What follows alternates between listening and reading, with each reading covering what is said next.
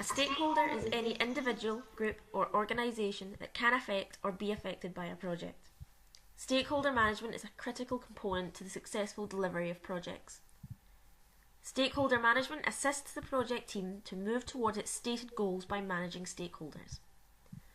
We understood that project stakeholders are not only limited to those directly involved with the project itself, as no project can be carried out in isolation. Our team were aware of this, so we identified and analysed all possible project stakeholders as shown in the illustrations. Once the stakeholders were identified, their scope of influence was also categorised. This was done through stakeholder mapping using a power interest matrix grid. Group 1 involves those stakeholders who have little interest in the project and little power. Although they are important to consider in terms of planning and decision making, they have very little input as stakeholders. Group 2 stakeholders all have a high interest in the project but have relatively low power in terms of imposing their expectations. Group 3 stakeholders have a relatively low interest in the project itself, but they also have high power. Therefore, in order to manage them properly and to minimise the chance of any complications, they have been kept satisfied and assessed regularly.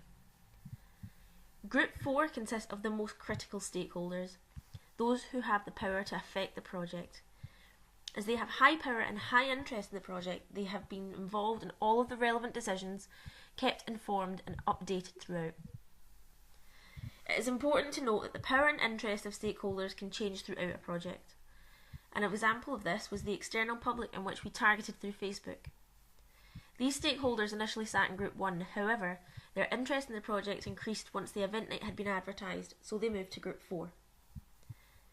We feel as a team we managed and addressed our stakeholders appropriately. We kept in regular contact with those who required it and tried our best in keeping all involved satisfied. To keep track of this, we used a communications plan. If we were to repeat the project again, we would identify potential raffle sponsors earlier, engage further with MOT employees out with the Scotland branches, and use more mental health foundation literature to advertise and inform our social media stakeholders. Now, currently in the UK, 1 in 4 people will experience a mental health problem in any given year, which is why our next guest has set up a project to raise money and awareness for the Mental Health Foundation. To Gary and Cootloop for all their hard work and organising this evening. Now, if you want to find out more about what we do, our website is mentalhealth.org.uk, our Twitter handle is @mentalhealth, and you can find us on Facebook. Please get in touch with us and have a wonderful evening. Thank you very much.